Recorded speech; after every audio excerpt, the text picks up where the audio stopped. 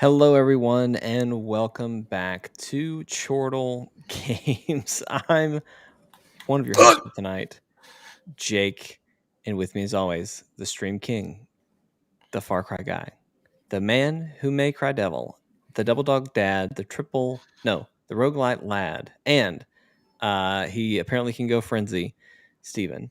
Yeah, What's up, buddy? I apparently can go feral in this game. Feral, that's the word. I don't even know if that's what it's called. That's the best way I could describe it because it did the claw hands, and then I started ripping people in half. Didn't really know what was going on. They didn't even explain it, but that just happened. They just let it happen. They just let it happen. I don't know. Your guess is good as mine. You know, life do be like that sometimes. Sometimes things just happen, and we're also joined by the sickest dude in video games, coming in hot at the last minute. He's the god of headshots and loot. We call him Germ, but his name's Jeremy. What's up, buddy? Oh, well, I say that. His picture is here, but I don't know if his mic is working. We'll give Jeremy a second to figure all that out. But, ladies and gentlemen, this is Chortlecast, the official podcast of Chortle Games. We're talking about video games, TV shows, movies, anime, whatever the heck we want to talk about. We got a great show for you tonight. We are going to be talking about Dying Light 2, which is what you're watching Steven play, if you're watching on YouTube. And we're also going to talk about Sifu, which is what I'm playing, if you're watching live on YouTube, Facebook, Twitter, or Twitch.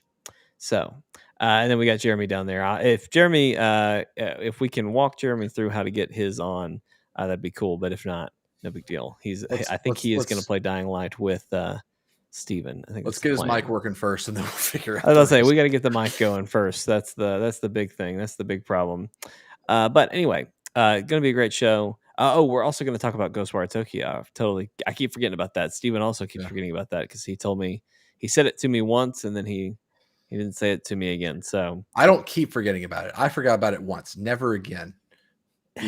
You hear me? What's the Tango? I think I'll never forget you again because I already did once. Already forgotten you a couple times, but we'll just let that slide. We'll let that slide. Did you share to Discord? I can do it. I did. I absolutely did. I did not get notified. Well, I never get notified, so that's the thing. But anyway, so Steven, let's start by talking about Ghostwire Tokyo. I know just a brief Chortle Games history of Ghostwire Tokyo. When they first announced it, I was super excited because they showed a man with a bow and arrow in a hood in Japan. I was like, yes, sign me up. I'm ready to go. I drank the Kool-Aid. And then a few E3s or so later, they showed us gameplay, and I was not as excited. But they did a showcase recently. Yes. Which was not connected to anything. It was just kind of there. It's just a showcase, but straight from them. And anyway, they showcased the game, and it looks great. Steven is obviously very excited about it now, but he watched through the whole thing, kind of told me I need to go watch it. I have watched it. I'm still a little wary, but I'm feeling a lot better now, I think. So, Jeremy? Still nothing from Jeremy. He's a ghost. He's a ghost. Steven, what did you think? I guess give a quick, hey, here's what happened in, but then talk about it. So basically on Thursday, I believe, it was a 20-minute presentation where they did a gameplay showcase where they kind of introduced what all the gameplay means, and then they showed off all of that being implemented in an actual level. And then they took like 14 minutes to talk with the developers. Did you watch that part, Jake? I did not. I skipped once they stopped the gameplay. I watched like 2 seconds of it to make sure I wasn't missing a more gameplay or something. But I gave up. I think they said all their names, which I thought was a fun. As a video person, I thought that was a fun way to do. Here's everybody's lower thirds. They just got that all out of the way at once at the beginning. I thought that was interesting. I had never seen that done before. But yeah, that's after that. I was just like, yep, okay, I got everything I needed out of this. You didn't miss much, but you did miss what I would consider some important context. Like you didn't miss anything else with the gameplay really, but it was really cool seeing. And I'm starting with the second half, just to get that out of the way, so that I can try to leave a lot of the discussion for when Jeremy gets here, because Jeremy did watch it and he did say that it looks really good. So yeah, the second half was nice just because you got to hear from the developers and you got to hear them say like what is the core of Ghostwire Tokyo. So maybe this is a good place to start, because the first thing that they said was describe Ghostwire Tokyo in one word, and that exercise went horribly wrong because none of them could do it, which was pretty funny. It was a bit of like authenticity that I enjoyed. But one guy said, and I'm hoping I understood him correctly. If anyone knows and I'm wrong, please correct me. But hold on, got him. This one guy said strawberry shortcake was Ghostwire Tokyo in one word, which don't even get me started. and the interviewer was like, okay, you want to explain that one? And he was like, and this is where my understanding could be wrong, but basically he said that strawberry shortcake, the dish, was designed after the Japanese flag.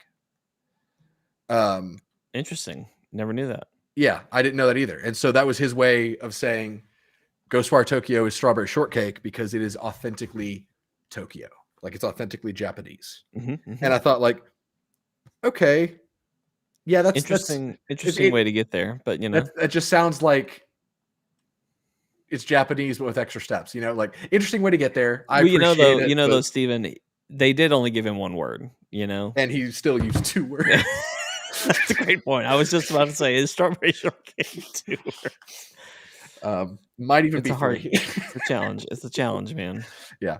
But we got to hear from them talking about like, do they believe in ghosts? And it was just cool getting to see like the developers behind the game. And I appreciated that.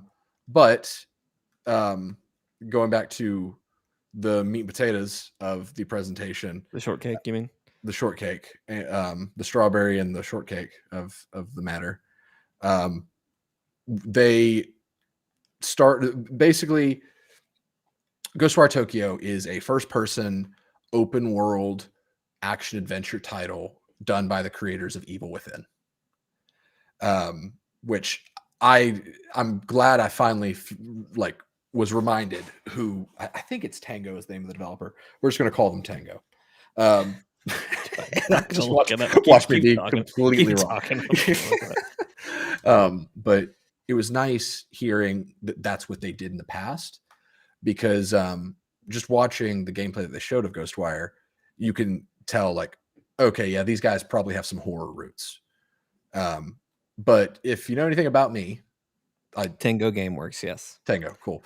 If you know anything about me, I hope that you know something else about me. But a fact about me is that I don't like horror games because I don't like games that don't give me a fighting chance.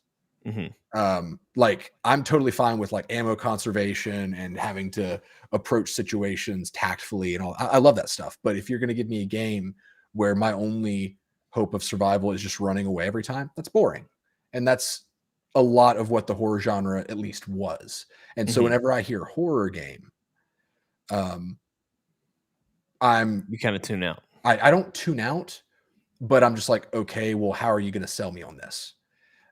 So to hear a horror studio describe Ghostwire Tokyo as an action adventure title, that was like a best case scenario for me, because I love when an action adventure game, like a game that it is all about, you know, fighting monsters. I love when a game like that, where I'm fully capable of fighting my demons, I'm still terrified of the demons. You know, like that's a great. It's hard to walk that line, but when it can be done, it's great. And so the whole concept behind Ghostwire, and I'm going to bounce around a lot, just because trying to kind of explain my thoughts where it seems relevant in my talking, and also I'm fighting things. I just want to chime in and say that the reason I don't like horror games is I don't like spooky things. Right? See, I don't mind spooky things, but I want to be able to conquer the spooky things. I like need creepy to things. This game seems more creepy than spooky. It does. It's a good, like you said. I like that we can fight the fact that we can fight and we're not just doomed to if that thing catches us. Yeah, like it's what you're supposed to do. Right. I love that.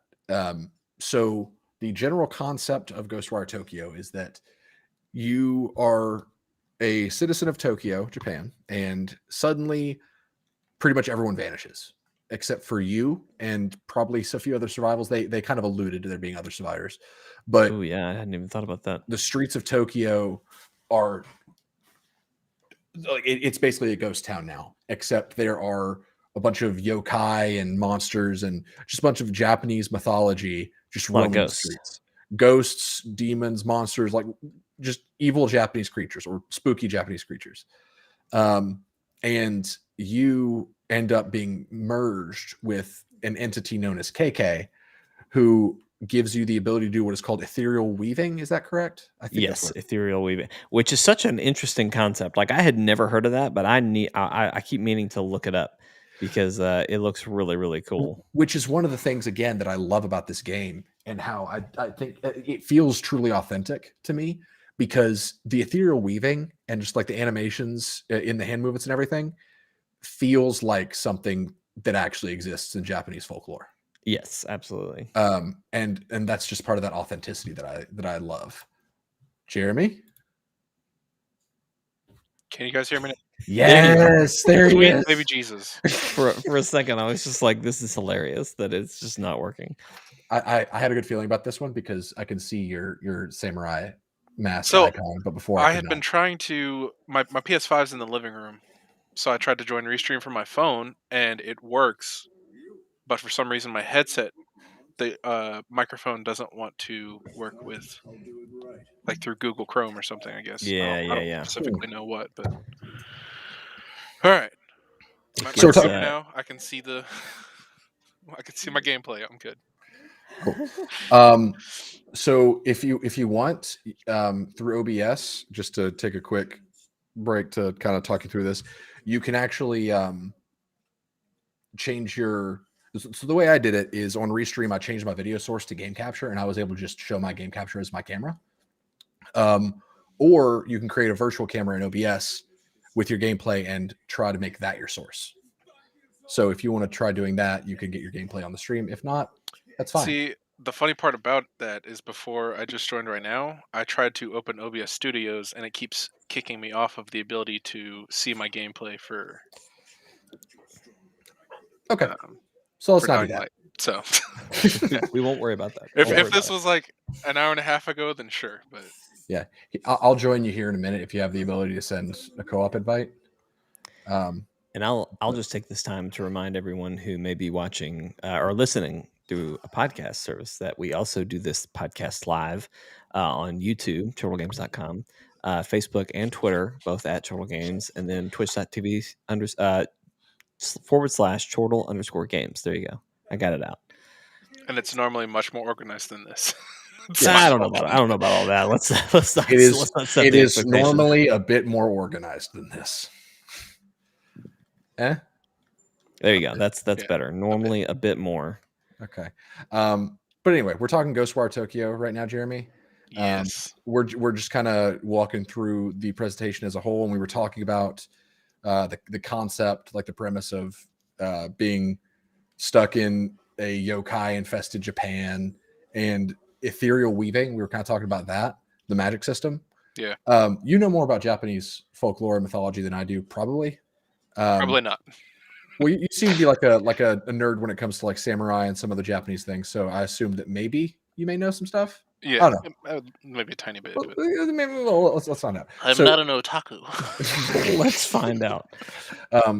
Ethereal weaving, that magic system, is that actual like Japanese folklore? Is that like a concept of the game developers? Like, is that based on something? Not to my knowledge, like specifically. It seems to Okay. be more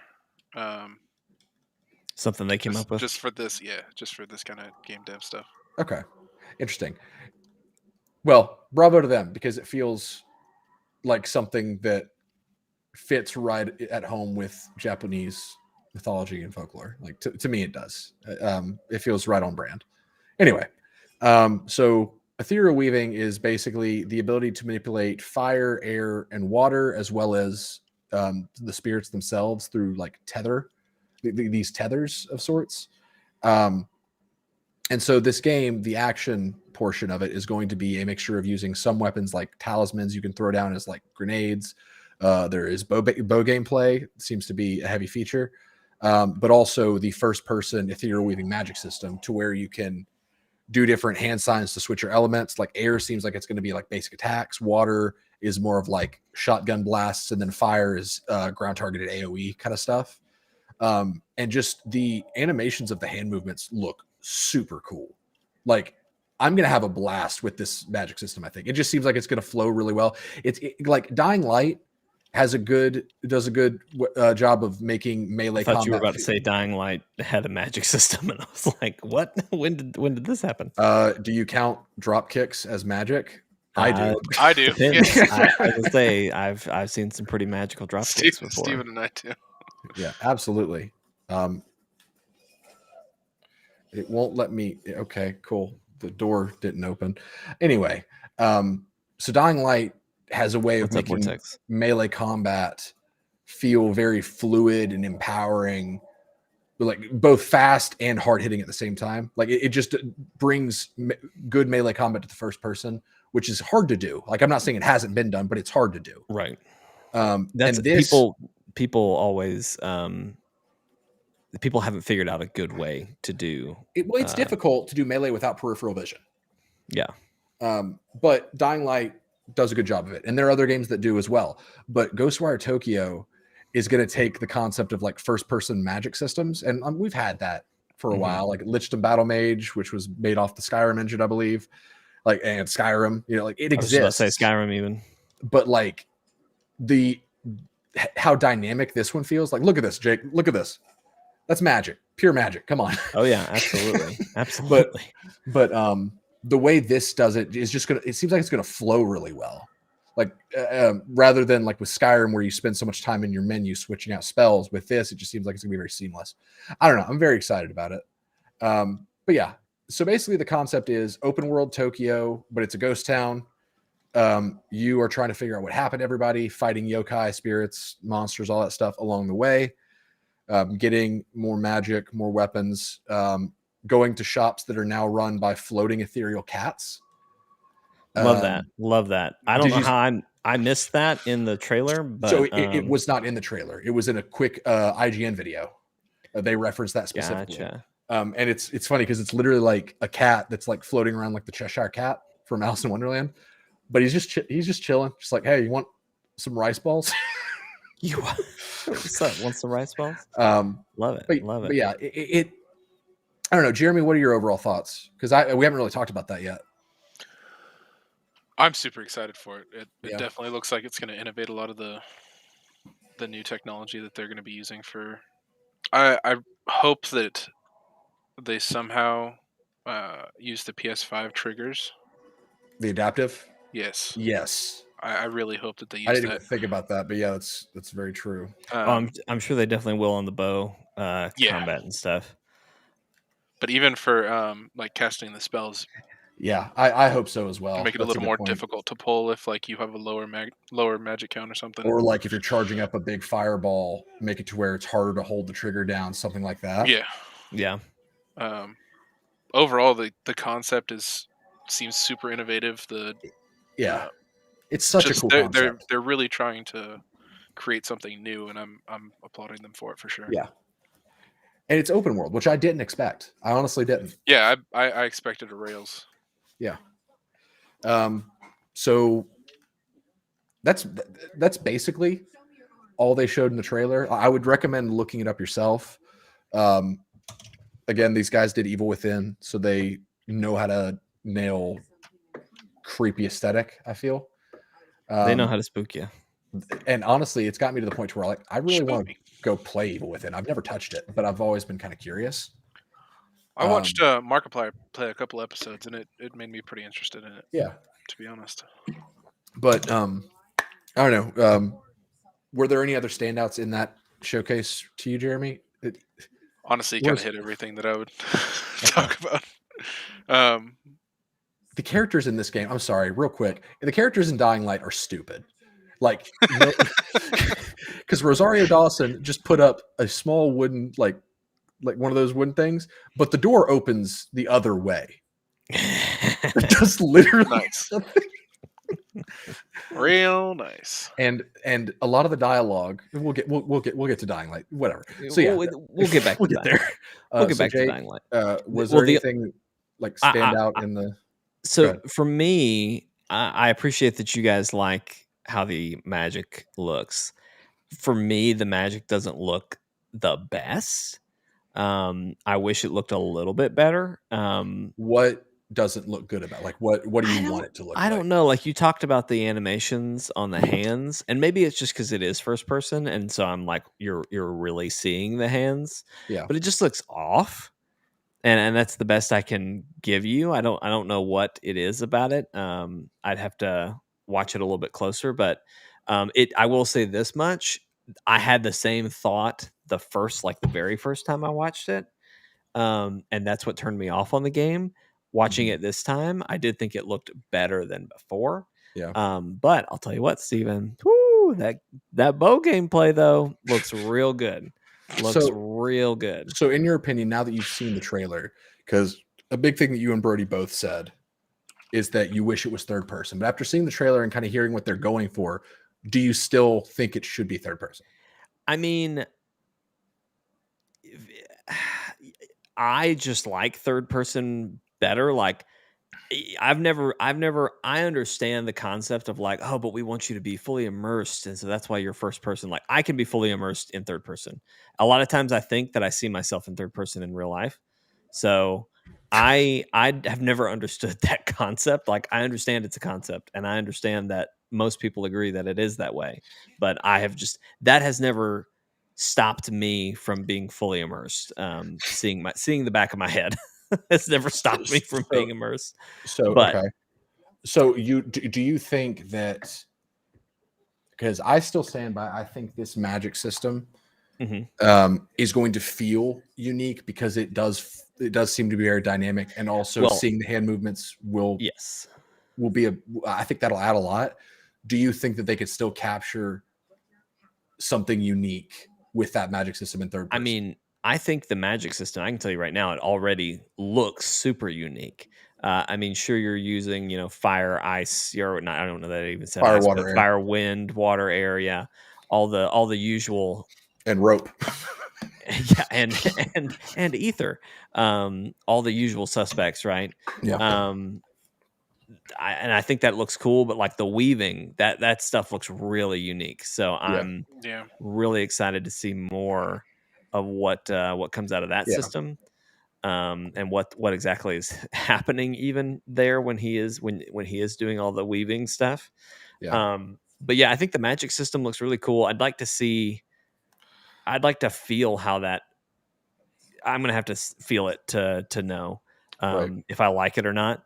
But I can tell you, I mean, seriously, the bow combat looks awesome. Like just watching that originally, I was just like, okay, this I could go for shooting creepy Japanese ghosts with this super powered bow. It's so funny that you say that, because like I thought the bow gameplay looked fine, but I thought it just looked on par with things I've seen before. So it like wasn't a standout to me. It reminded me a lot of like what I see in Destiny, and maybe that was partly why I liked it, but it just looked good, and I think that's what I was. It just looks good. I'm not saying it looks. The magic system definitely looks more unique and special than the bow combat did, but the bow combat looks like good bow combat. Right. Does that make sense? Jake, I'm starting to suspect that you've really missed out on a lot of first-person bow gameplay in like other games. I mean, I've done Skyrim. Okay. I mean, it's fine. You know what I mean? I mean, again, I prefer. I prefer Far Cry, Crisis 3, I've done Far Dying Cry. Light. Well, yeah, that's true. And I don't know see, that I did. Wait a minute. Wait, you did Far wait. Cry. Far Cry. Yeah. For some reason, my brain went to Fallout, and I was like, Fallout didn't have a bow, because I would have used that. I used a pistol that was bugged, so that I always got a 100% headshot chance. So that's what I did in Fallout. But that's another story. Cool. Well, I personally, hold on. I'll say this, like I'm definitely way more interested in it than I was before this gameplay demo that they did. In a way, they've re-sparked my interest because, like I said, I was once I saw the gameplay the first time, I was just like, ooh, I'm just gonna just take that off my list. Like I'm probably not gonna worry about this game. But now, having seen it again, it's like, okay, maybe I need to just take another peek. It'll ultimately probably be something where you play it and I hear your thoughts on it and I come back to it. Or maybe if it's on a sale or something, but yeah. Well, I just circling back to the third person thing before we wrap this part up. I am really glad they stuck with the first person stuff, because for one, again, I really like the animations with the magic and everything, but also I do think that it's going to help with the creepiness when they're like up in your face. You know, I think that's going to be really good. I feel like third person wouldn't be as immersive, right? Because like when you do cast the spells, how much movement you get, you would literally be standing there for like 15 seconds before attacking something. In third person, you'd just be staring at the back of their head, like, right. All right, so charging this one up. That's true. Kind of like playing Sorcerer on Dragon's Dogma, where you're just kind of sitting there charging up a meteor spell. maybe I just have a thing for the back of heads. You know what I mean? Hey, that's what I'm starting to wonder. Different strokes for different folks, you know. You know. But I also think, just again, the first person thing, I think that's going to help Tokyo a lot. Yeah. Just as a setting, you know. Yeah. Because I feel like, and I'm just kind of trying to think this through in my head, like how that in third person would work when you're one of the only humans around. Like for some reason that feels like it would feel more isolating, I guess, in third person. Yeah. So that could work, but like I don't know. I'm happy with the choices that they made. I'm happy with the choice, and my whole thing is like, if you're gonna do it, commit to it. You know what I mean? Right. And then I guess that's why I'm harping on this so much, because I think that the choice to commit super hard to that really does come through, because it just makes so much sense to me, and I think it's really gonna shine through in terms of like memorable moments. I also kind of think the environment would feel a lot smaller. Yeah, that's what as well, so. I was thinking that too, with the whole helping Tokyo thing. That's kind of what I meant. Yeah. Sorry, the layman's terms. Yeah. Jeremy, was there anything that you? No, like I said, you pretty much covered everything. The boss fights and things look really cool, and I'm hoping that it just doesn't feel repetitive with. Yeah. Like more difficult bosses are just going to require you to keep doing the same thing over and over and over again. Right. That's really my only worry. But if you keep fights dynamic enough, I think it'd be cool. Yeah, I agree. So last thing before we move on to Dying Light, we talked about this a little bit, Jake. Concern that this is the last Sony exclusive Bethesda title, and it just kind of was announced to release in a month. Yeah. When Steven texted us all and was like, Ghostwire just got announced for the 25th of March. Was it 25th? I think. Yeah. Anyway, I was just like, that's like really soon. Like that's crazy that it just Yeah, it's definitely suddenly, we surprising. haven't heard anything and then bam. So I don't know. It says to me that yeah, they are just kind of sending it out, hopefully not to die, but that's kind of what I'm afraid of. Yeah, my worry is that they're just kind of like that Bethesda's just kind of stopped throwing money at it. And Bethesda's the publisher, not the developer. So, worst case, Bethesda just says, hey, you don't have as much money as you thought you'd have. But maybe that's cynical. I don't know. I don't know.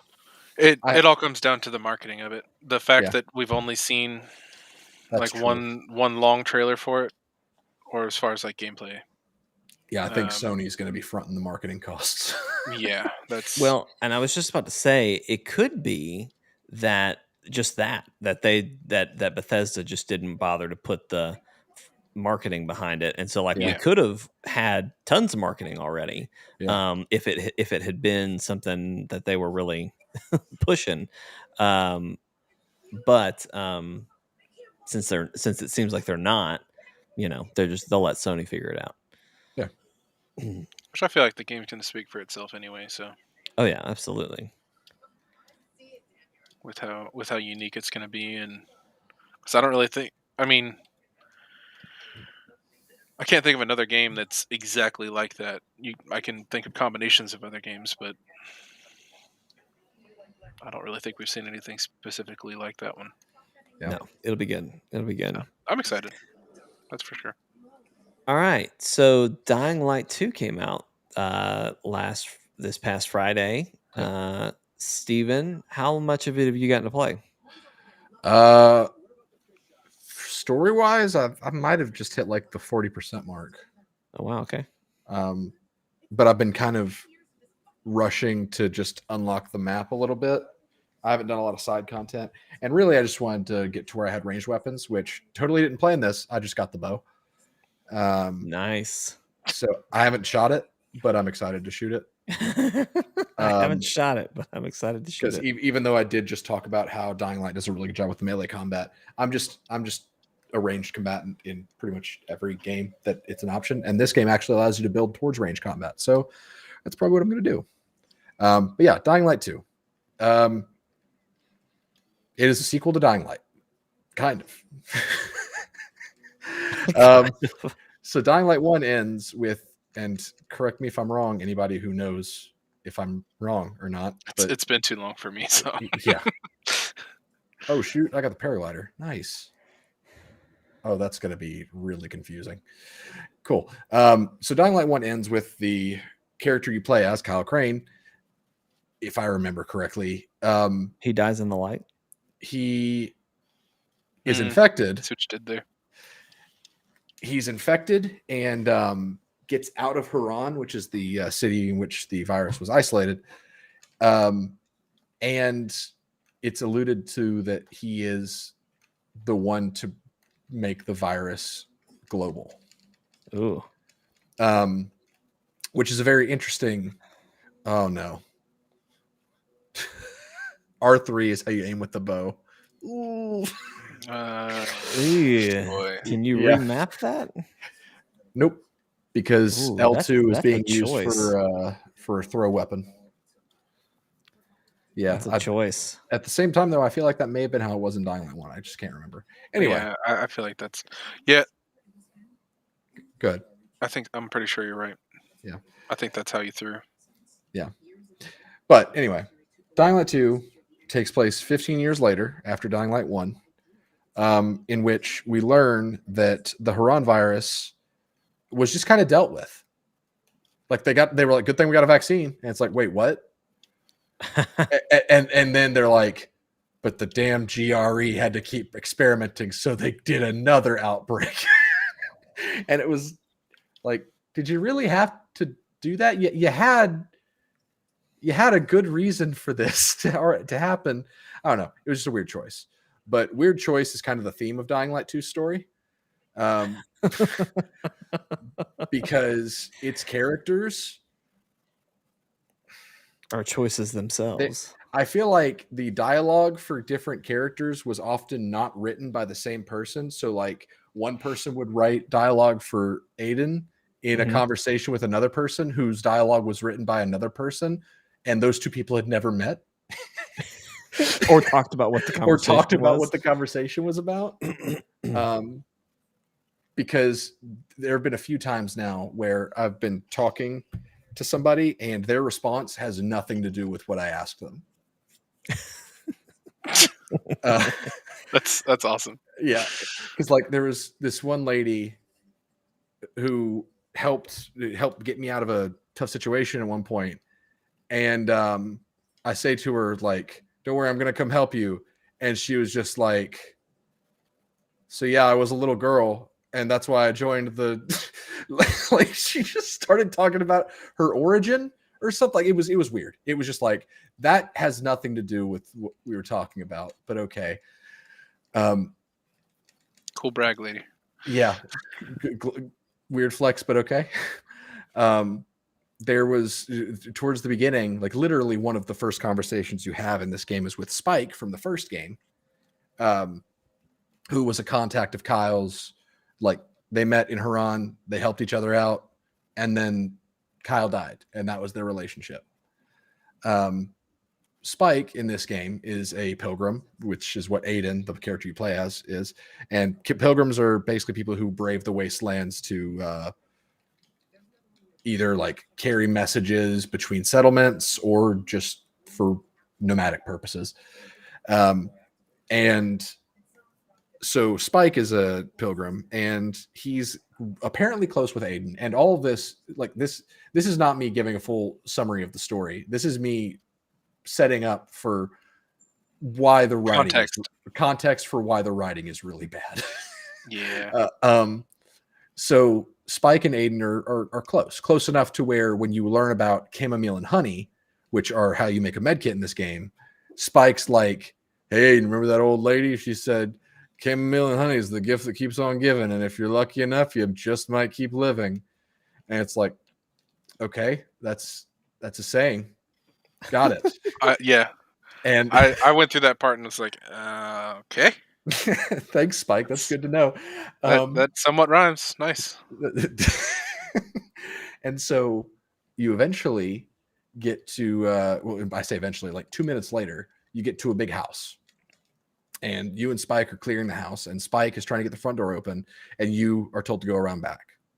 So you go around back, and you're just, kind of looking around, and then you get like a teeny tiny jump scare where rats pop out. And you're just like, rats.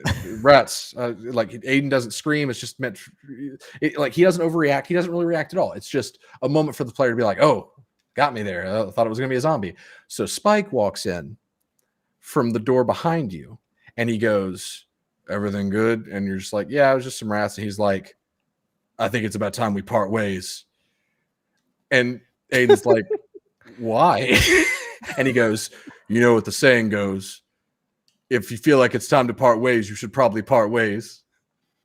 And then he walks off. Yeah. But you don't part ways yet. But you don't like you're still together for another like 10 minutes. You're still together. And then you share a beer. You share a beer with him, and you're chummy. Like he's not like skeptical of you. He's not mad at you. That dialogue made no sense and shouldn't have existed. And like, what's his obsession with sayings that aren't sayings? Was that a character quirk in the last game? No, not at all. Wow. Anyway, so you're sitting there enjoying the beer because he got some intel for you that you were looking for so that you could go look for your sister. Mm-hmm. And you're sitting there. It's a very like beautiful scenery because you're like out in the mountains, and there's like a big waterfall. It's like autumn colored trees, everything. And Spike's like, "Never knew the end of the world would look so beautiful," even though he's been in the end of the world for 15 years. But okay. And and he says, "Man, I really wish Crane could have seen this." And Aiden goes, "Who?" And he goes, "Never mind." and that's it. And just to add context, Kyle Crane is the guy you play as in the first game. Mm-hmm. He meets Spike in the middle of the Haran virus, works with him for like a couple days, and that was their friendship.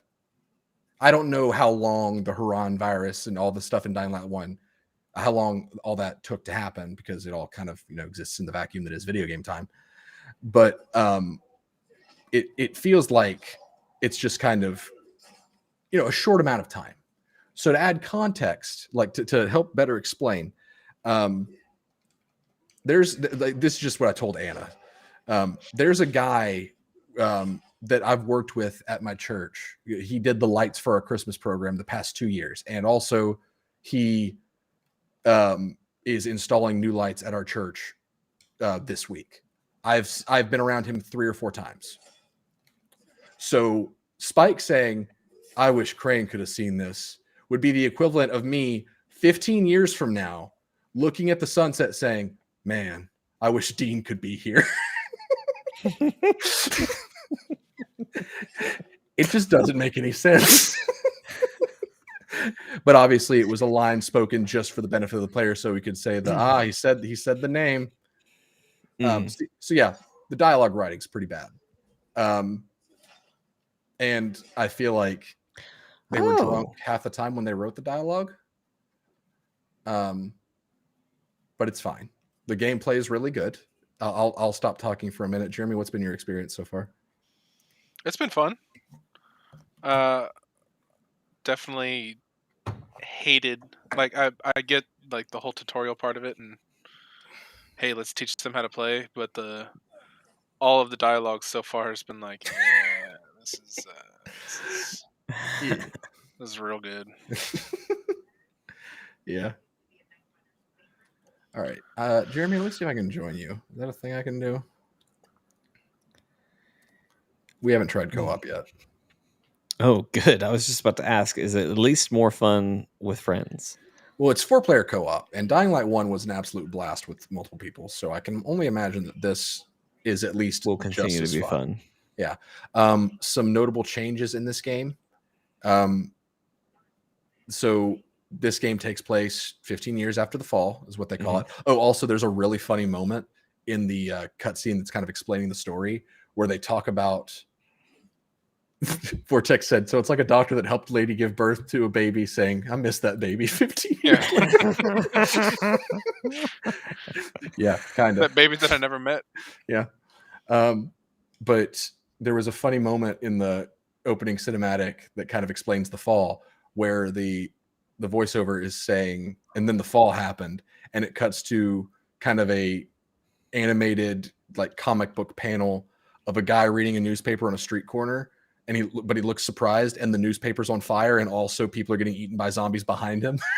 And there's a cop car on fire. It's just so much happening in one frame, but a guy is still reading the newspaper on a street corner. I have a feeling that's if we ever get to that bad of an apocalypse, I imagine there will be an old man on the street doing the same thing. He looked like he was in his 30s.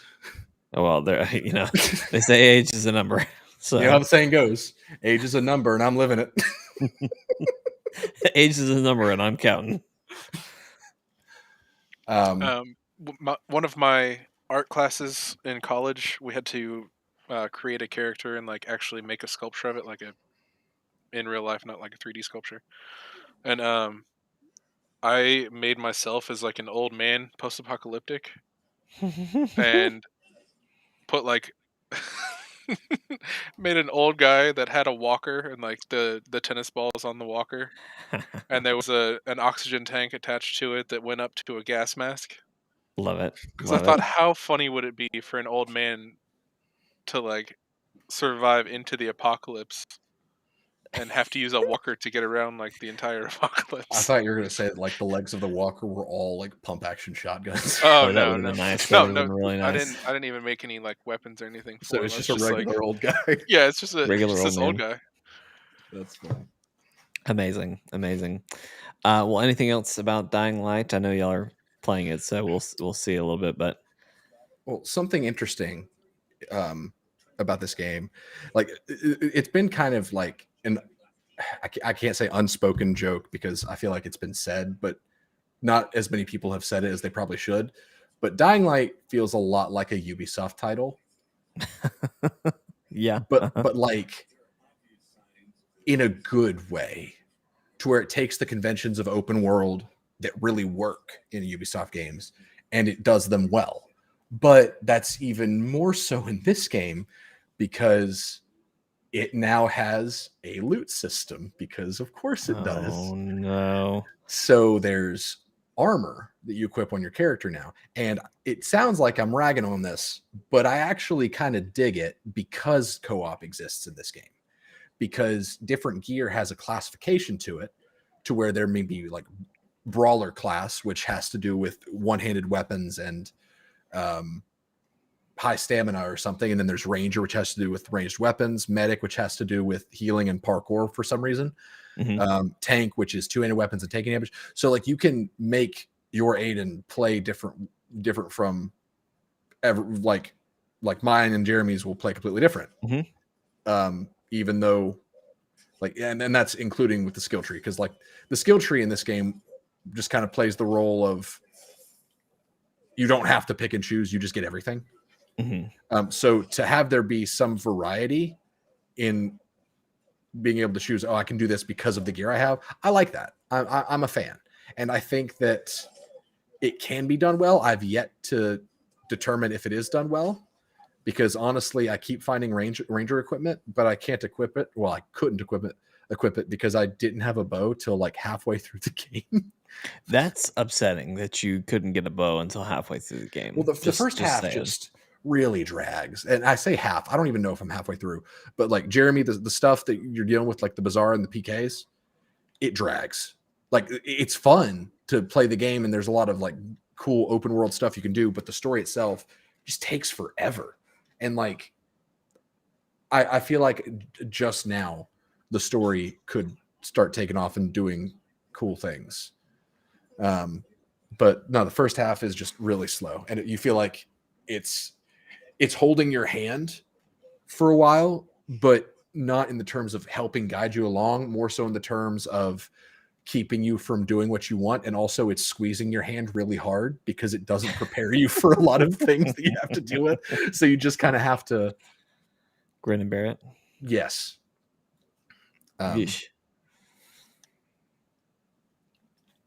Vortex does not like your comparison to Ubisoft, by the way. Makes him a little nervous. In this sense, I think it's mostly a compliment.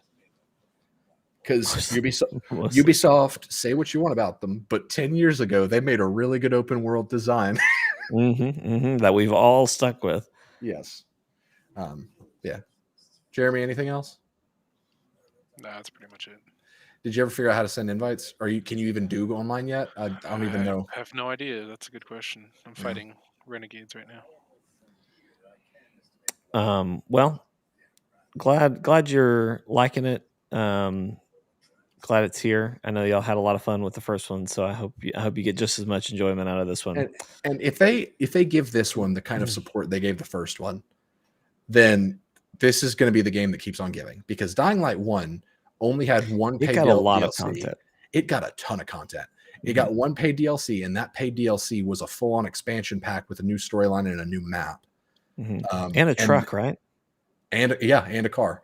And it got just a buttload of new items and challenges and modes added for free. And I think it was still getting updated until last year. So if they continue that kind of support, then this could be the next like bang for your buck kind of game, because Dying Light 1 absolutely was. And I hope that we see that again. Yeah. I hope so. I hope so as well. Another game comes out tomorrow that we've been getting to play, and I'm playing on screen now. Did a little surprise Sunday stream for, and that is Sifu, which I think we first saw Sifu in one of the state of plays. I think it was in the one that announced the PS5, if I remember correctly. But anyway, it's a kung fu action game. A second ago, Steven said it's the best John Wick game we've never gotten. um, but it has a lot of homages to like old kung fu action movies and things like that. And I've played. I don't know. I've probably played about 10 hours now at this point, uh, which is really frustrating for me because I've other reviewers I've heard talk about it. They beat the game in 10 hours, and I'm very frustrated. There are no guns, Vortex. Sorry. No guns in Dying Light. Dying Light, yes. I don't think there are in Sifu either. Just in case that was. God, I hope not. Oh man, that's gonna be a rough. It's gonna be a rough level.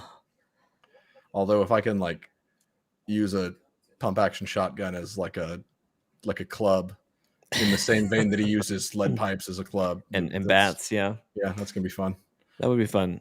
But anyway, it's a kung fu action game with a really cool gimmick where basically anytime you die, you come back as as you normally would in a video game, but you age every time you die. And there's there's certain skills attached to your age, and once you every like 10 years you lose like a charm, and so you lose access to certain skills, and then once you get into the 70s you're out of charms, and so there's no coming back from your 70s. And so you die and have to start all over again. But there's you're going after like 5 bosses that each have their own level dedicated to them, and you have to survive and fight well enough throughout the level to get to the boss and beat the boss, because the next level you go to, you're going to keep all of the age and experience that you gained in the first level. So like if I finish the level I'm on, I'm 20 right now. If I finish this level at 25, I start the next level at 25, but I die at 70. It's interesting. It has elements of like a rogue light, where I would say it's a roguelite. where you're playing, you're not being forced, but like you're learning the level to just know exactly where everything is and what you're looking for. The only thing that's not rogue light is that it's not procedurally generated or anything. There's not going to be any surprises Right. that you have to account for and work through in a given run. And also, I think roguelites are typically pretty good about you're constantly building up like certain abilities and skills, like you're leveling up stuff. There's not. Well, a roguelite and roguelike, the big difference, but just to clarify the distinction, that to my understanding is that roguelikes, you don't get to carry anything over. Roguelites, you do. Gotcha. So that's why I would say Sifu is more roguelite than roguelike, because you can still permanently unlock moves, stuff like that. Yes. That is the only thing that you can really permanently unlock is sorry, I just died. You can only permanently unlock certain skills. Like in the screen I'm in right now, I just died, so I'm about to age up by 1 year. But you can unlock skills. And so what I've been doing is I've been trying to unlock all the skills just so that I have all of those. But anyway, it is very challenging. This is from the makers of Absolver, which was a online fighting game that was all about like building a deck based on like different martial art styles. And it had a really, really cool art style with like no faces and everything. And this has I would say similar, but still different, like watercolor. It's very similar graphical design, but the aesthetic is completely different. Yes, exactly. Yeah. It's I don't know, is this Chinese or Japanese, Stephen, would you say? Definitely Chinese. Yeah. It's got some Chinese twinges to it, but it's really, really fun. It's like they improved on everything but the multiplayer online aspect of Absolver, and I think made the fighting more accessible, but it's still, I would say, still pretty technical. Like Steven can Yeah. talk more about omnidirectional and directional combat, that what's happening, but it is definitely a lot more accessible. I just could not do Absolver. It just did not work for me. But this is very accessible, very fun, and you definitely get better. It's not quite like a Souls-like game where it's just super, super hard, but it is challenging. You have to learn your enemies and all that. It's somehow more punishing than a Souls game. Oh, really? Well, just because in a Souls game, when you die, the only way you lose something, like you drop all of your upgrading resource, like your resource that you used to like upgrade your character, your equipment, all that stuff. But you can get all that back if you go to the place in which you died. Think Jedi Fallen Order. As long as you hit the person that killed you, you get all of your XP and stuff back. Right. In this game, you don't like. Right. You're not keeping any of that. If you beat the boss at age 47, you cannot do the next level below age 47 until you go back and beat that boss and complete it at a younger age. Mm-hmm. So you carry your defeat with you beyond that fight. Whereas in like Dark Souls, it may take you 50 tries to kill a boss, but at the end of the day, it doesn't matter if you killed him with 1 health or full health. He's still dead, and you can recover from it. Yeah. Do you think they'll implement something like that? I was going to say, I could totally see something like that, where it's like long-term consequence being implemented as some kind of mainstream game mechanic. I could totally see a Souls game doing that, because that's the next thing that those gluttons for punishment would probably want. But I don't know. Yeah, that's that's the thing that I think it's a really interesting thing. Like I've kind of been playing through the first level a lot, trying to perfect my run of the first level. And I've been able to beat him at age 22. That's the youngest I've been able to beat the first boss there. But like, you just got to consider, you've got to get all the way to the end. And like Steven and I both beat, well, Steven has beaten the second boss. I have not, but he is hard. And he definitely is a lot more technical than the first. Not that the first boss isn't technical, but I was able to beat him with my dummy brain. So it's not super technical. But anyway, it's very challenging. And also something that you can do is you are unlocking. You're finding things in the world. So like you might find a key that unlocks a door earlier in the level, so you can bypass a lot of the not some of the nonsensical fights, but also like there's a couple mini bosses in the second level that you can skip with the shortcut. Like there's a sub boss in the club who he's pretty tough. Yeah, but you can bypass him, which is wonderful. Yes. Well, and it's an interesting, at least on the first level, there's a shortcut in the first level that I never use, and I don't know that I ever will, honestly, unless I find a really good reason to use it. But basically, the catch is you don't get the experience that you would have had if you fight through all the things. Does that make sense, Stephen, or was that in reference to what's happening in your game? That was definitely in reference to what happened in my game, because I slowed my momentum with my paraglider, but it did not detect that I slowed my momentum. So I dropped like 5 feet from the ground and my knees exploded. But yeah, so like you if you skip a bunch of fights, you're gonna miss that XP, and so you may not have the ability. Once you hit a totem and can upgrade your abilities, you won't have as much experience points to spend.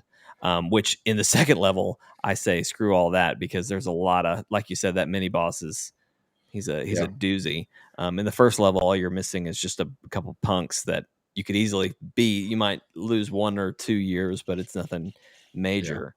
Brody, I would definitely say that. It's definitely 10 out of 10 Skyrim with fists. Skyrim with fists. Why Skyrim? That's a joke. Oh, okay. The way IGN reviews games, like, Far Cry was Skyrim with guns, and they never lived that one down. Yeah, because it was not at all Skyrim with guns. Like every open world game is Breath of the Wild. Anyway, yeah, it's probably the Dark Souls of fighting games. One thing I do really like, a thing that the Souls fans really enjoy, is just that competency that comes with playing a Souls-like, where you have to learn patterns and watch for telegraphs and stuff like that.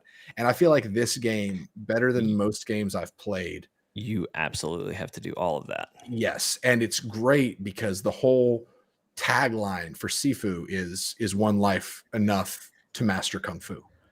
And so while your character is aging to become a Kung Fu master, you really feel that sense of competency in like learning enemy movements or learning how to better flow combos together or how to block. Like I was telling Anna, the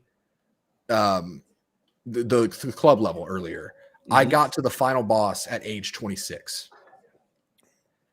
And I told Anna, I said, probably 24 hours ago, and like 1 or 2 attempts ago of this level, I got here at like age 50. And the fact that in such a short amount of time, this game, and I told her, I was like, my character's not any more powerful than he was last time. I have learned. And that's so cool that the game takes a different approach to progression, to where, sure, there are new moves and stuff you can learn, but I would argue that the moves, like there's not really a fight that you can't do without any specific move. Like you could play the entire game and probably be just fine if you learn and know what you're doing. You could play the entire game without buying a single move. That would be a Demon Soul challenge for you. Honestly, I bet it's going to be no time at all before somebody does that, because I can totally see it working. But like right. the point being, the more valuable progression is the learning curve of the player, which goes right on with the with kind of, like I said to Anna, the thesis statement of the game is repetition warrants mastery. And I think it does that so well. And I'm a sucker for roguelike games, and this one, I would definitely say it is a roguelite of sorts, but it's a unique roguelite. Yeah, we've had a lot of time loop games in 2021. This isn't a time loop, but it does kind of play with that aging system a little bit, and I think that's a really cool system, and I love how dynamic seems like a weird word, but like it's not like, okay, you die twice, you're losing 5 years now. Like every death you get a death counter, and you have the opportunity to lower that death counter, but it can be difficult, and you have to do certain challenges and whatnot. And like it really sucks when you get stuck in a boss fight that you can't freaking beat because you die. Okay, you go up 1 year, you die again. Okay, now you're going up 2 years every time you die again. Nope, now it's 3 years. And like once you hit 5 years, like you're jumping decades real fast. Yeah. See, going into this game, I thought that have you hit 10 on your death counter yet, Steven? Oh God, Jake. I'm trying. I'm honestly trying to do it. I've come really close in the second boss fight, but I got him into the second phase, and I got a death counter back. So, just tell me when you want me to hop over to do an attempt on the club level. Whenever you're ready. I probably want to go full screen for you. I want to see a full demo of your mastery there, but it's not mastery. We've kind of gone back and forth. Steven, did you have any thoughts on Sifu you wanted to get out? Well, I was just fixing to say, when I started playing the game, because I'm a big proponent these days of, if it's a single player game, learn just enough about the game to make sure that you're going to be pleased with your purchase, and just stop there. And Sifu is one of those games that I didn't really look into it. And so the whole aging mechanic, I thought it was going to be and I think this is what you were kind of referencing before.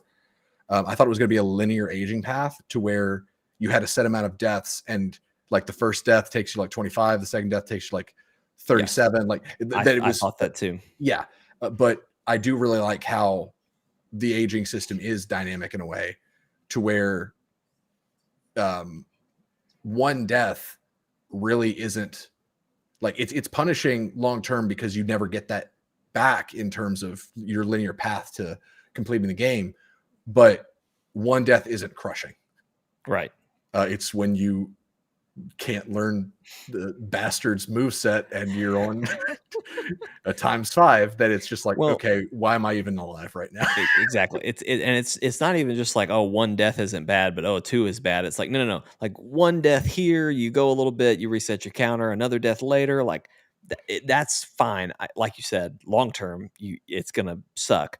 But it's not, I don't know, soul crushing or whatever, but yeah, it's a really dynamic system, and it does give you opportunities to kind of catch yourself and not go off the deep end there. But one other thing that I kind of think is interesting, I haven't beaten the story yet, or the game obviously, but the basic premise of the story is you're out for revenge against these 5 bosses who killed your dad, who was their kung fu master. But it is an interesting, I really like the death and aging mechanic, if you think about it, because it's also telling a tale against revenge better than Last of Us 2 did. Yeah, it's really interesting just to think about how, like, oh yeah, revenge can take up a life. You know what I mean? And can consume a life. That's what I was thinking about earlier today. Of just like, sure, revenge, like he's on a linear path, right? But he is literally, our character is willing to zap his life away. He doesn't care if he's killing the last guy and he's 78. And but time he's is going to kind do of a recurring theme in this character story, because the story is very cut and dry. It's very much like you get everything you need to know out of the story from the first like opening sequence, and the rest is you left to be implied and such. But like when you take out the botanist,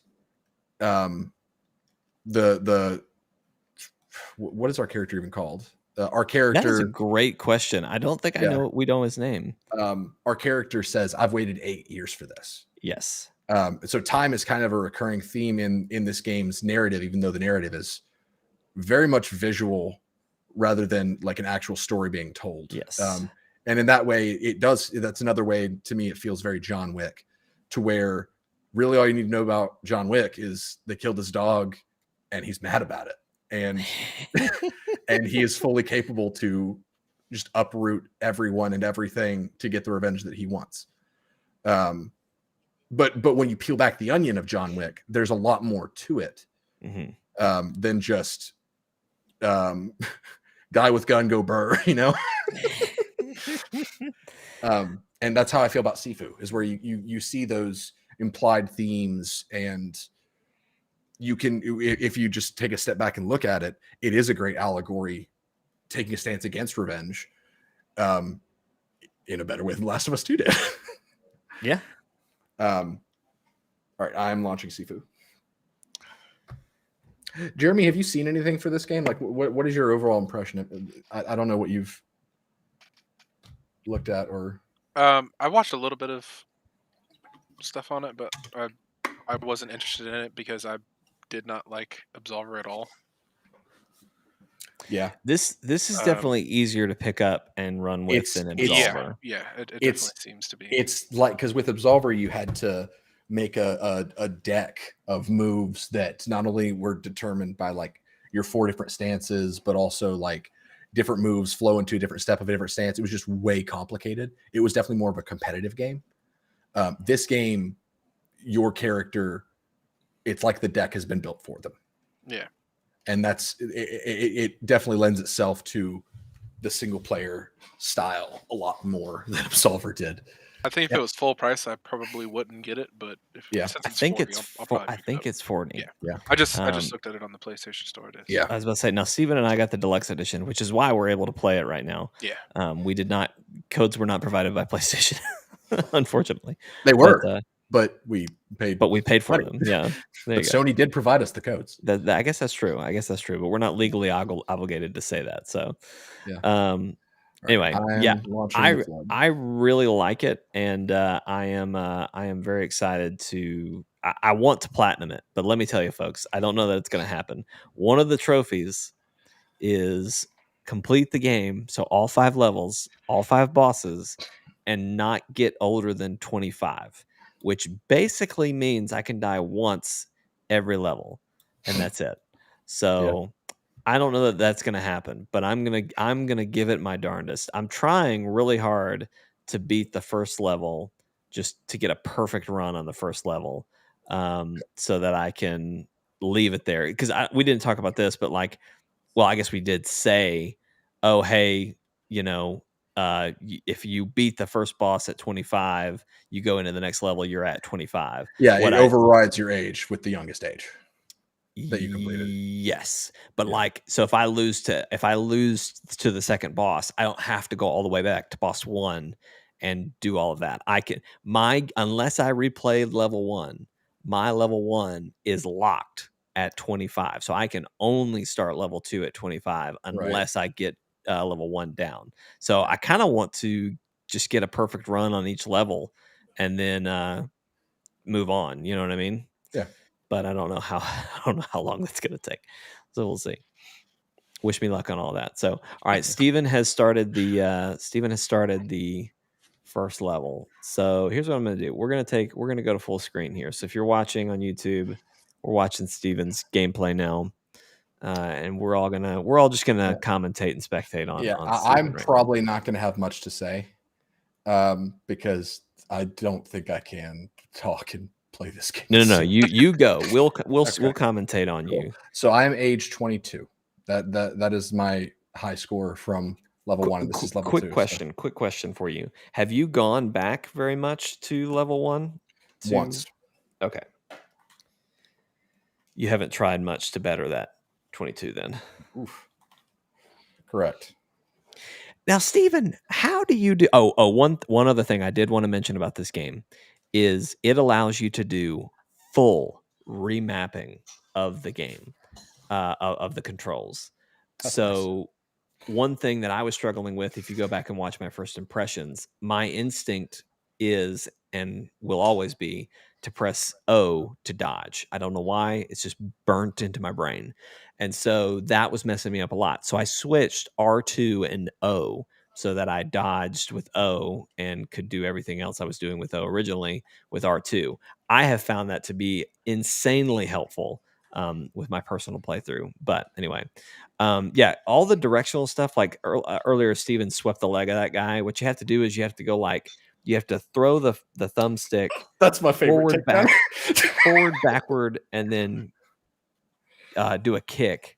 Yeah. And I don't know how you do it. I cannot get it right to save my life.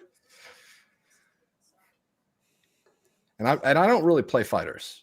I play beat 'em ups occasionally, but so that was an adjustment for me as well. Like perfectly timed inputs and all that kind of stuff. Mm-hmm. Like watching me play like Street Fighter or something like that is abysmal.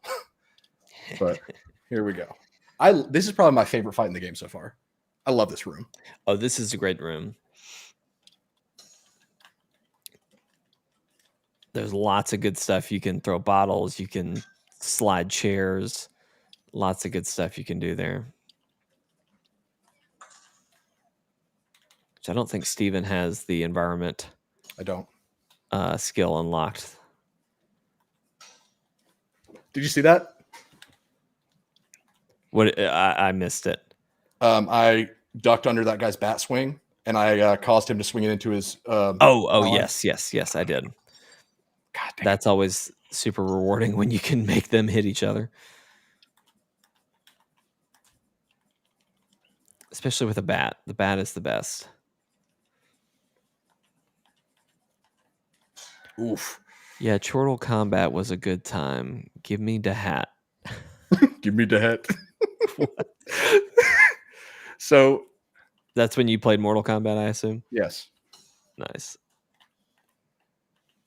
It took me a second to get the joke of Mortal Chortle Combat. I like it. This chick might kill me. So, do you have that tiger, the square triangle that we talked No. about? I don't believe I do. Okay. If you had that, like block her first couple of moves, but once she's kind of on the ground, just spam that, and Never mind. the women fighters in this game, for some reason, that the tiger claw thing seems to work really well on them. Yeah. I could be making all of that up, but I've had a lot of success with that. So, man, if I could do the leg sweep if I could do that like you do, man, I'd have so much better. It definitely helps.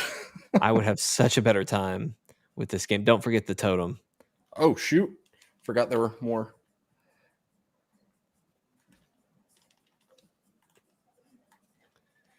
I say totem. It's a dragon statue, whatever you want to call it. Don't forget to go grab that.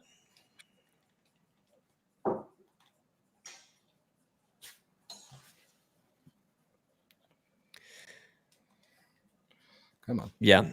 But yeah, Brody, I don't know if you're still listening or watching, but yeah, anybody who likes the Souls fighting or Souls games, I think you would enjoy.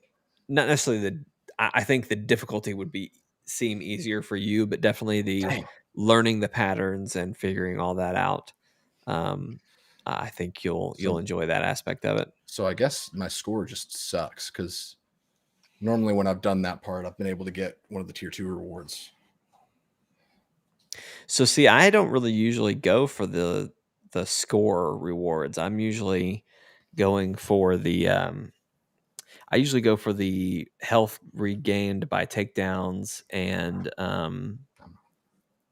We'll see that I have that as well, but I noticed that my problem was primarily against the final boss. So I went for generate more focus. I started to prioritize generate focus on dodges and parries. Yeah, see, that's one of the reasons why I'm trying to get all the skills unlocked. Or yeah, all the skills permanently unlocked. Now it's interesting. Why did you go this way, Steven? Oh shoot. Because it's there's a sound booth area that I don't know what it's for yet. And I Okay, want to so you haven't been up here yet. I have been up here, but I don't know what to do with this area. Oh, there's nothing. Good to know. Yeah, sorry. There's you get a detective board thing from it. The guy that's in there that you don't have to fight. You scribble a picture of him, and that's it. See, I don't think I got that.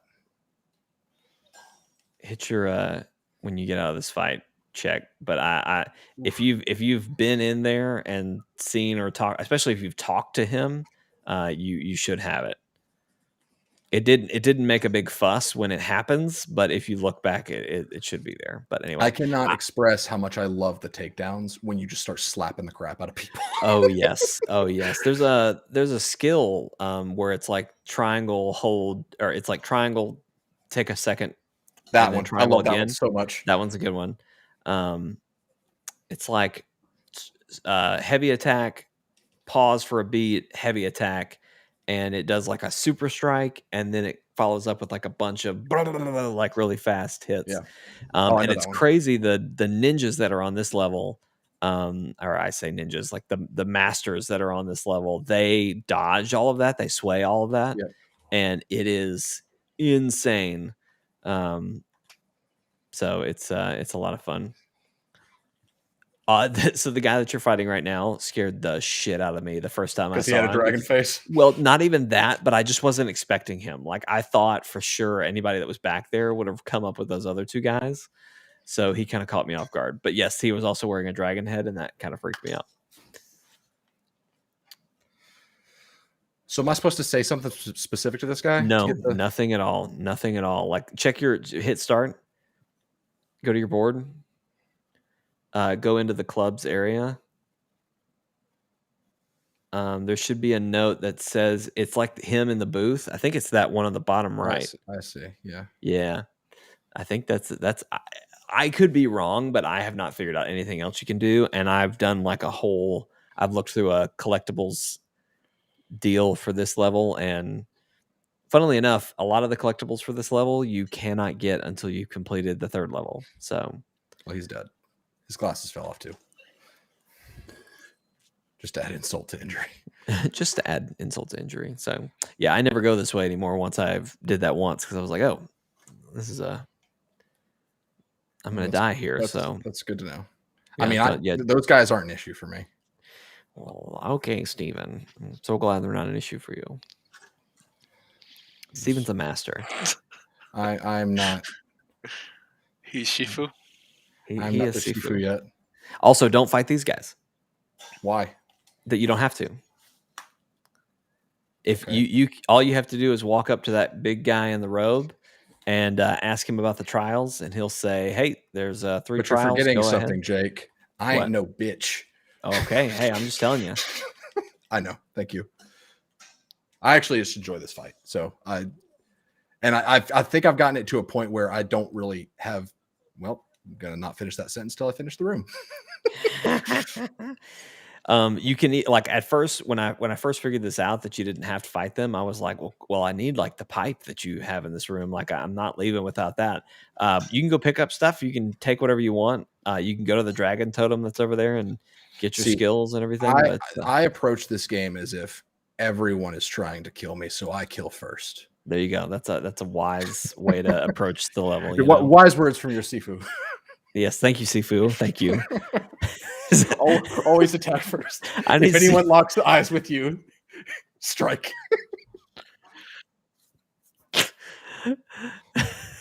If your eyes meet, their eyes must shut. I love it. Thank you, Sifu. I'll remember to just fight everyone I see.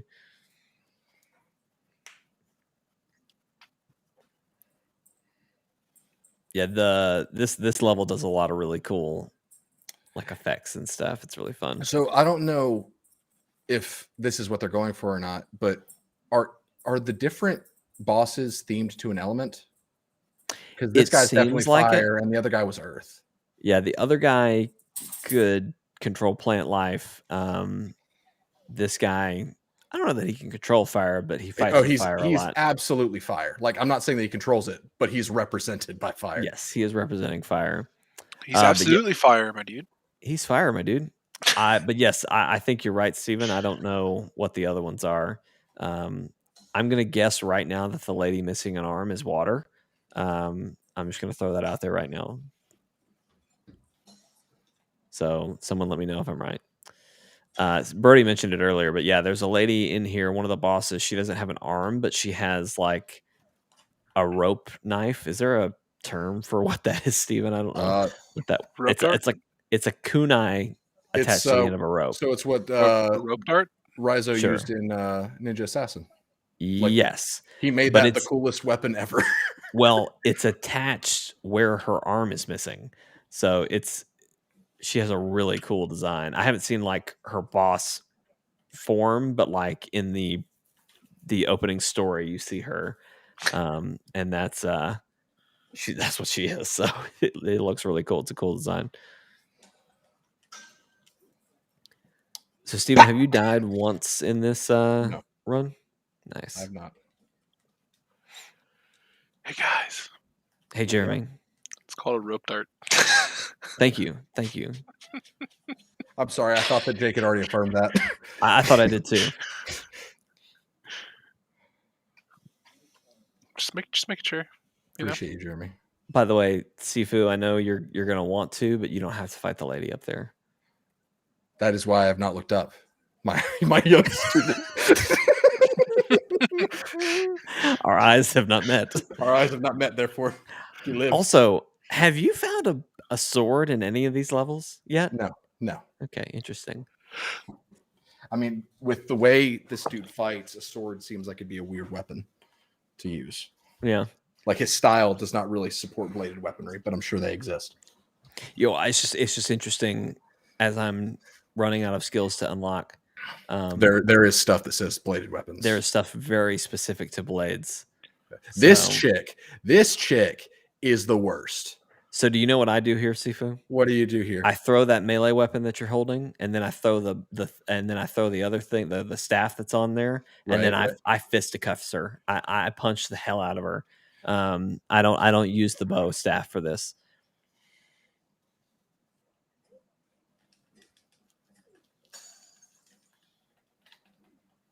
Come on. There we go.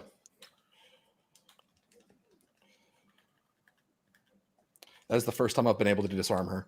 No lie. Yeah. I'll be honest with you. I really wish we could. I really wish we could disarm Sean, because that would. Yeah. I don't know what it is. The bow staff is hard to fight with and to fight against. Also, I love that his name is Sean. He's like the most ruthless guy. Right. Like the other one freaking, was Fajar and then Sean. What was the what's his name? Seth from Outriders. Is Sean it and Seth? Seth. Yeah, Seth. That's fine. Yeah. The Harbinger of Doom, Seth. Seth. Oh man. So I am one fight after this fight is the boss, and I have not died yet. This is the best I've ever done. So I'm just going to tell you right now, I freaking hate who you're about to fight right now. now. I do too. These really two are just the bane of my existence. I just beat up the woman first because she seems to have less health. That's kind of I've tried to do that as well, but it's still it's like they teleport to each other. It's insane. Yeah, they do really rough combo moves.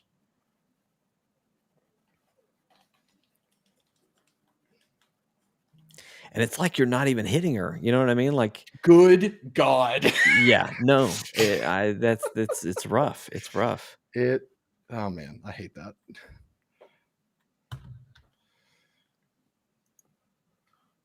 Actually, I'm going to a Kayuketsu Shoge. Is that the rope dart? That's the rope dart? Yeah, that's what the weapon is called. See, I knew it had to have some curious. funky name. Thank you. No, thank you, Jeremy. Yeah, I've always wondered what that's called because of like I said, Ninja Assassin. Ninja Assassin and Kill Bill. Oh, was that in Kill Bill? Well, she uses the spike ball, but it's pretty much the same thing. This game reminds me a lot of Kill Bill. In fact, one of the trophies is called Kill Nil, which I think is beat a boss without dying, which I have done, Steven. So proud of you. It was just Fajar, but still I did it. Good Lord, lady, give it a rest. That's what I'm saying. These two are rough. Like they don't play around. For like 2 seconds, I thought you were gonna just run away, and I was like, "Can we do that? Is that an option?" Wait, what? I've never seen someone hit while you're down on the ground punching somebody's face in. Yeah, that's not supposed to happen. Why did I die? They didn't hit me. They pushed you off the ledge, and you. But I had enough health to where a foot fall. If you break a stance, it's over. If you break your stance and fall, it's game over.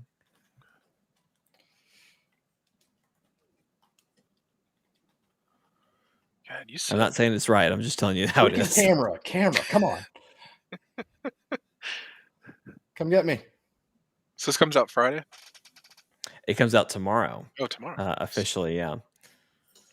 I'll pick it up tomorrow and show you guys. Ooh, Jeremy's got the true way of the warrior. Oh, please, Jeremy. Way of the blade.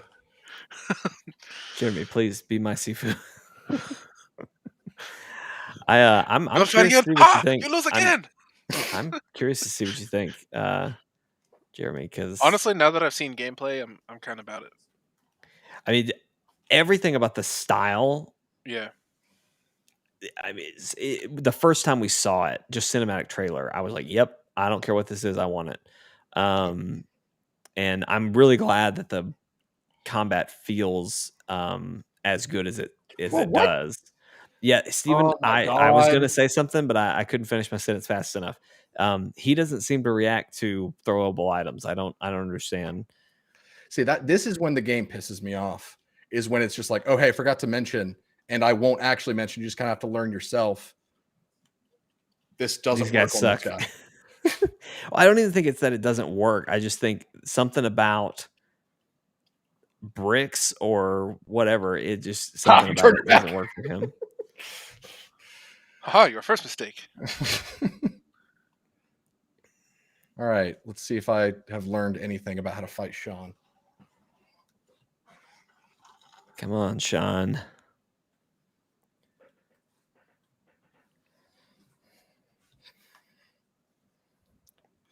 Yeah, see, I think focus, that's a huge thing I'm missing. Yeah. I have not I'm nervous. spent much into getting focus. And see, like, focus is another one that, like, I wish that was a permanent unlock. Like, just let me keep 2 focus bars. That's not the end of the world. Hey, Minnie, please don't bother me right now. I'm about to fight a guy. He's basically Darth Maul, but with fire. He's basically Darth Maul.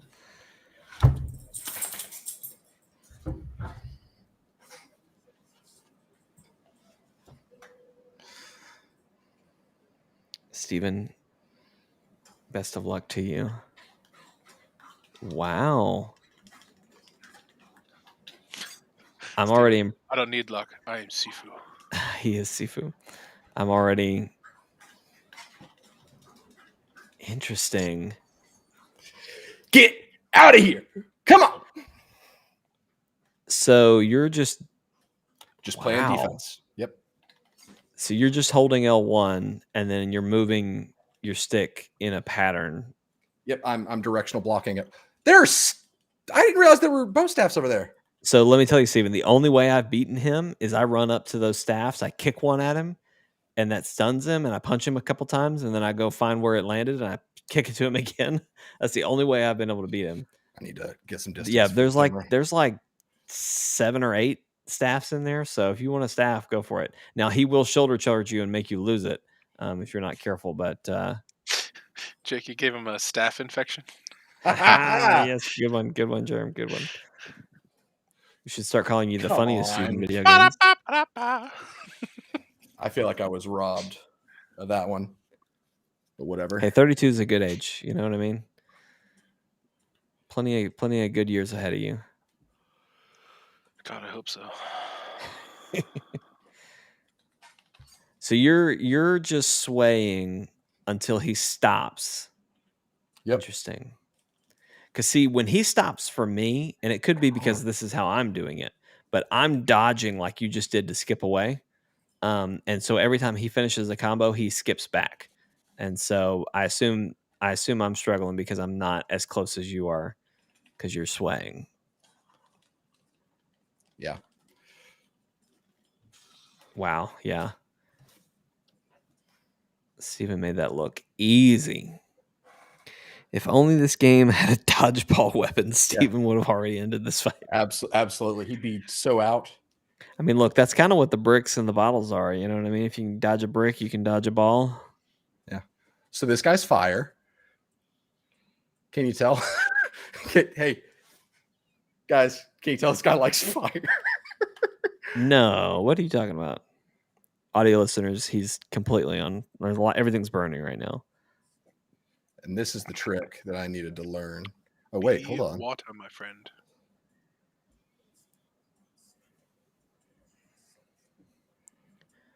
What did you just learn? So for this part, block the first attack, then sway everything. Because he can sometimes do a down attack, and it throws me off.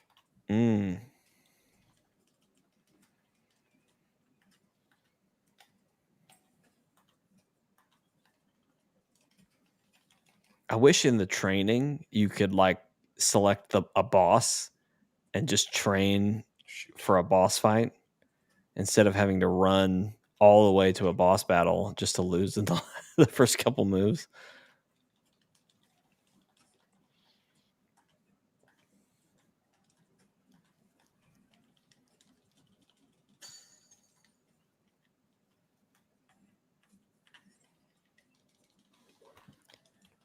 Yeah, the swaying That is the ticket. That's the ticket. Wow. Good Lord. It looked like it hurt. It did. It hurt a lot of things. What's the youngest you've beaten him? Did you tell me that already? 40 something, I think. Okay, yeah.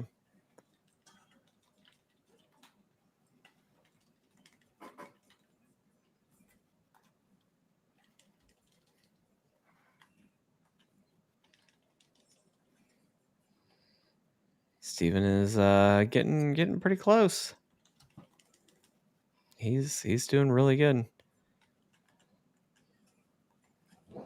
That's the low move. Yeah. That's what he does to get me every time. See? Where he strikes down. Yeah. Yep.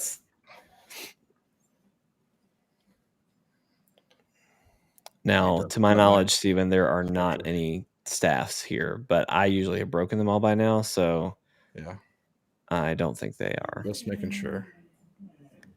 Never hurts to check, Never hurts to check. Right. Vortex said, I wonder how speedrunners are doing with this game. It's a field day for speedrunners, honestly. People have beaten it already. Like, I know a couple people who they beat it in like a day or two. So it is a shorter, which honestly, I was so excited when I heard that. I was like, oh, thank you. I can maybe beat this before Horizon comes out. But now knowing how hard it is, I don't think that's going to happen.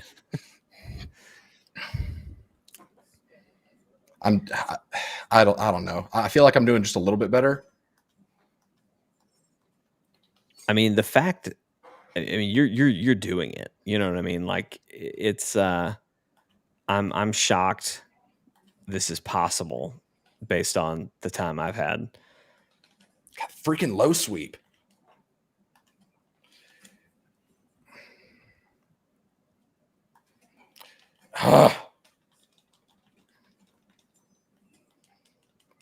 Can you just block those two and then sway? See, that's the problem. He's mixing it in with the rest of his moves now. Yeah. And so, for whatever reason, I cannot get that low swing. I can't telegraph it well.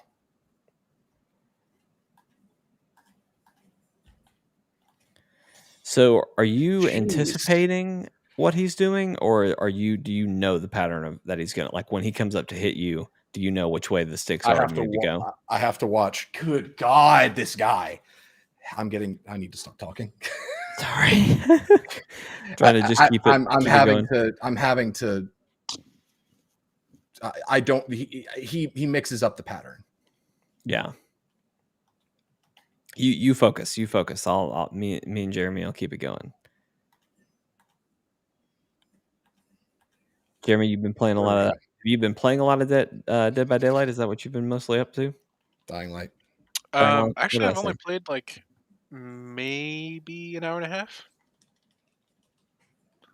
but I have to thoroughly agree that the story is got him. It's pretty bad. Yeah. That seems to be the character interactions are alien. Boy, they're so good. Yeah, that was not my best, but it's literally that low sweep. That's the only thing. It looks rough. Yeah. Well, yes, Flynn is yawning. Very well done. Very well done, Stephen. Well, ladies and gentlemen, I think that is going to do it for tonight's podcast. Thank you for watching. Thank you for listening. If you enjoyed it, you can, of course, follow us on chortlegames.com. That's our YouTube channel.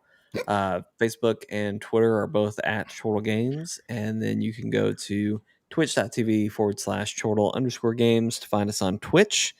And then, of course, if you're an audio listener, you're listening on Apple Podcast and Spotify. So you can find us on any of those platforms. But yeah, this is not the only thing we do, though. We do a live stream usually every Thursday, Friday, and Saturday, with the occasional Wednesday stream thrown in there, where we play a card game series that we're working through. But anyway, so be sure to tune in for those and look forward to those this week. But anyway, that's going to do it for tonight. Thank you all for watching and listening. Steven, Jeremy, thank you guys for jumping in and hanging out and talking. And Steven, thank you for showing me how to be a master at Sifu. Mm-hmm. He's not happy with his I'm not performance. happy with the way I did. I can do better. That's okay. You did good. You did great. Ladies and gentlemen, thanks for listening. We'll see you next time. Bye. Bye, guys.